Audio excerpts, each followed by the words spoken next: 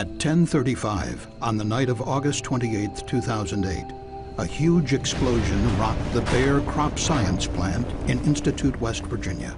The blast startled residents for miles around, including those in nearby Charleston, the state's largest city. Flames lit up the night sky as fire erupted from the plant. My wife said, "There aren't fireworks tonight, are there?" You could hear this long rumble, and then the window shook. I heard an explosion, didn't know what it meant, and within seconds, my staff was calling me, saying, "We don't know what's going on, but get out here." And we really didn't know much more for a long time. Witnesses described a chaotic scene. Emergency responders were refused critical information about the accident by Bayer officials, delaying a shelter-in-place order for 40,000 residents. Fires continued to burn unidentified chemicals for 4 hours.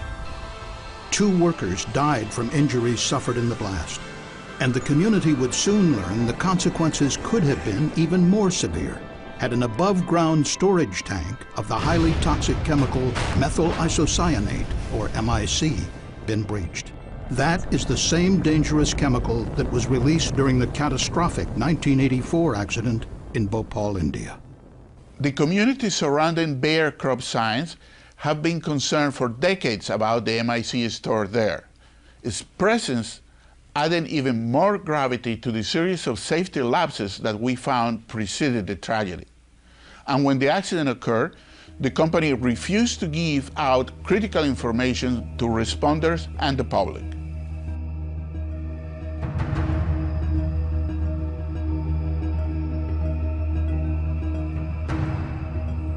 The Bayer Crop Science plant is a large chemical complex of more than 400 acres on the Kanawha River near Charleston. It is located in a populated area next to West Virginia State University. Bayer operated a number of manufacturing units using highly toxic chemicals, including MIC, to produce carbamate pesticides and other products. One unit located adjacent to a 6,700-gallon capacity storage tank of MIC used a series of chemical reactions to synthesize the pesticides methomyl and larvin. During the summer of 2008, the methomyl larvin unit was shut down for several months of scheduled maintenance, a major control system upgrade, and replacement of a 25-year-old pressure vessel called the residue treater. Inside this vessel, residual methomyl was decomposed at a high temperature. The waste solvent then used as fuel elsewhere in the plant. This process released heat and needed to be carefully controlled to prevent a runaway reaction.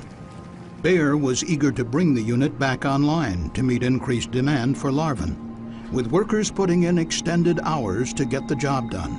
A decision was made to restart the unit, but this was premature. Workers faced numerous equipment problems. The new computer control system had not been fully calibrated and was not ready for use. This made the startup particularly risky. 5 days into the startup of the unit, the residue treater was brought online. For safety reasons, the vessel needed to be pre-filled with clean solvent and heated to prevent a dangerous accumulation of reactive methomyl during startup. A safety interlock would prevent methomyl residue from being fed to the vessel if the temperature was too low. But some operators believed the heater could not reach the required temperature to open the valve. Contrary to operating procedure, and with managers' knowledge, operators used a password to bypass the safety interlock. This routine workaround increased the likelihood of a runaway reaction. Other equipment problems diverted the operators' attention, and on the day of the accident, they mistakenly did not pre-fill the vessel with solvent.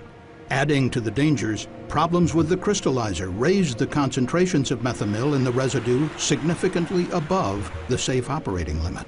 During the day, the overconcentrated methomyl inside the vessel began to decompose, releasing heat. As the temperature climbed, the rate of the decomposition reaction increased rapidly. By 10 p.m., the temperature was approaching the safety limit. At 10:17, the pressure began to climb quickly, unnoticed by the board operator who was dealing with other equipment problems. At 10:25, the residue treater high pressure alarm sounded. The board operator mistakenly believed pressure was increasing because the vent pipe had become blocked, as had occurred many times in the past. He radioed 2 outside operators to check the vent pipe and set the vessel cooling system to full, but the runaway reaction could not be controlled. At 10:33 p.m., the residue treater violently ruptured. The vessel careened into the production unit, ripping out piping, electrical conduit, and a large structural column. More than 2,200 gallons of flammable and toxic material sprayed in all directions. A massive fire erupted. Other debris struck a protective steel mesh surrounding the storage tank, which contained 13,700 pounds of methyl isocyanate. The 2 workers who had been checking the vessel's vent pipe were fatally injured. The Bear in-house fire brigade responded immediately. They doused the MIC tank shield structure with water to protect it from the heat, but the fires burned for more than 4 hours. Concerned and fearful citizens flooded 911 with calls, but 911 operators were unable to find out from Bear what had happened in the immediate aftermath of the blast. Managers instructed the gate guard not to release any information. I've got the County Emergency Services Director trying to find something out. Do you know what area of the plant or anything? Well, I can't give out any information. Like I say, we will contact you with the proper information. Carolyn Charnock is the executive director of the Kanawha County Metro 911 operation. But typically, we get information early on as to what's the nature of the emergency.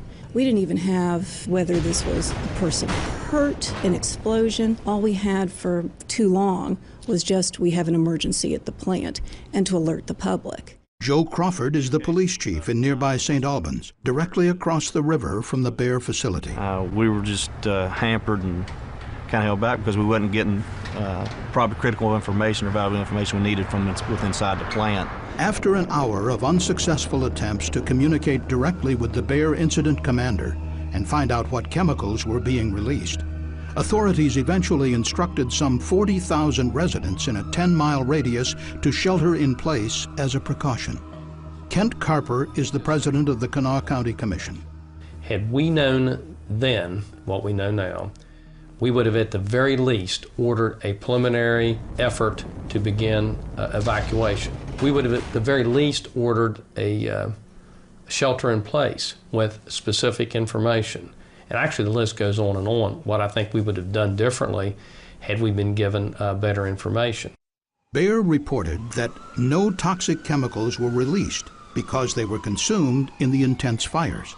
But the CSB later determined that the only air monitors near the methamill unit to detect toxic chemicals were not operational at the time of the accident. The morning after the explosion, 8 individuals, including 6 firefighters, reported symptoms of possible toxic chemical exposure. Proper communications between companies and emergency responders during an accident is critical. This is especially true at a facility like the Bear plant, which stores large amounts of highly toxic chemicals.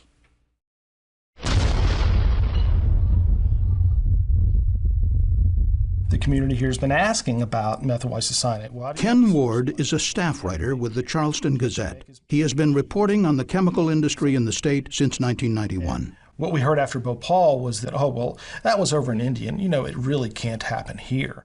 Pam Nixon is the environmental advocate with the West Virginia Department of Environmental Protection and a longtime resident of West Dunbar, a town neighboring Institute and the Bear plant. There are a lot of lives that could be impacted from a major incident down there.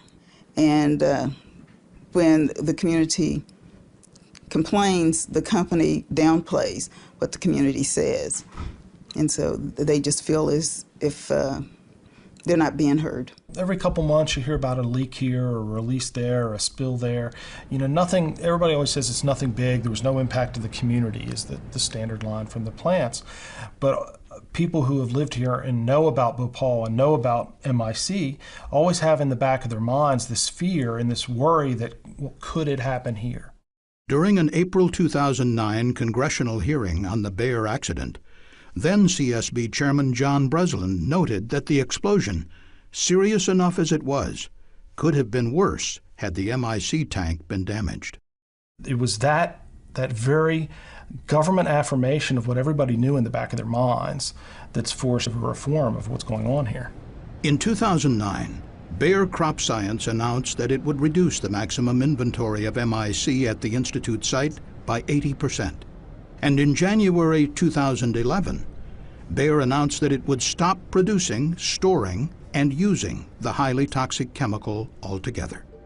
But there are many chemical facilities in the Kanawha Valley that handle large quantities of other highly toxic hazardous materials. At a CSB public meeting in Charleston in December 2010, the investigation team noted that resources are too limited at the Occupational Safety and Health Administration and at the Environmental Protection Agency to thoroughly audit facilities in Kanawha County and elsewhere.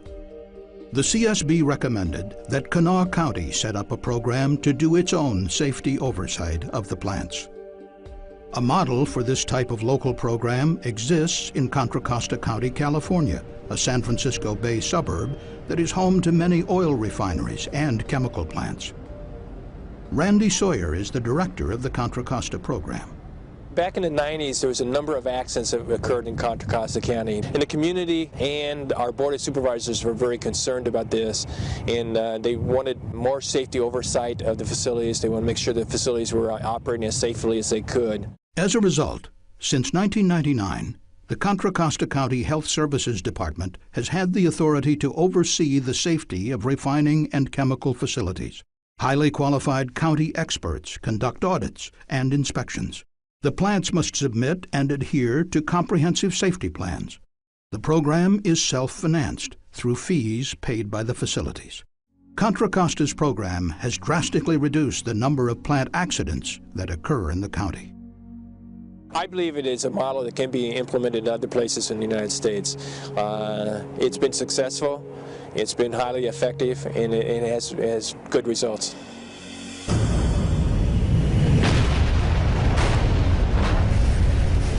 Effective process safety management inspections and audits are designed to expose potentially dangerous flaws in company operations and procedures, and to assure all equipment is safe to operate. Our investigation found this was not done before the startup. There were deadly consequences as a result. During our investigation, we determined that the Bayer startup of the methamill unit was begun prematurely because of pressures to resume pesticide production. We found serious deficiencies in the company's process safety management program. This resulted in a series of critical emissions during the startup that led to a runaway reaction and violent explosion.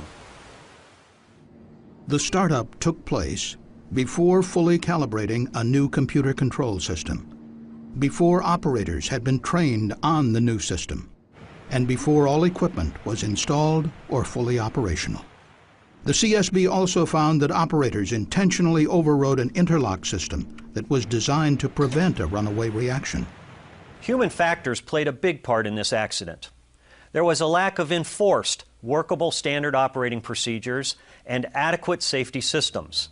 And without these kinds of protections, mistakes would prove fatal.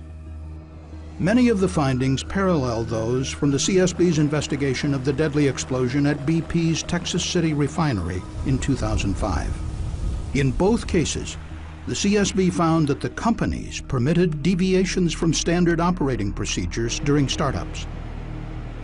These deviations were seen as necessary to get the job done. Both OSHA and the CSB have voiced concerns about how effectively companies have implemented process safety management requirements. To address the serious deficiencies found at the Bayer plant, the CSB recommended that OSHA and the EPA conduct comprehensive process safety inspections of the facility.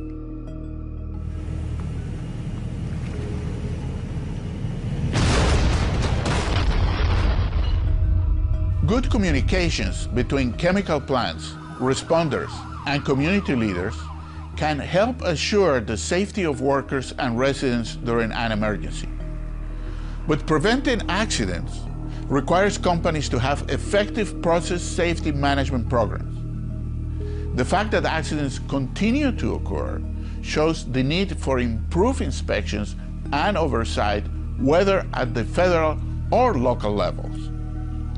Thank you for watching this CSB safety video. For more information on the CSB's investigation into the accident at Bayer Crop Science, please visit csb.gov.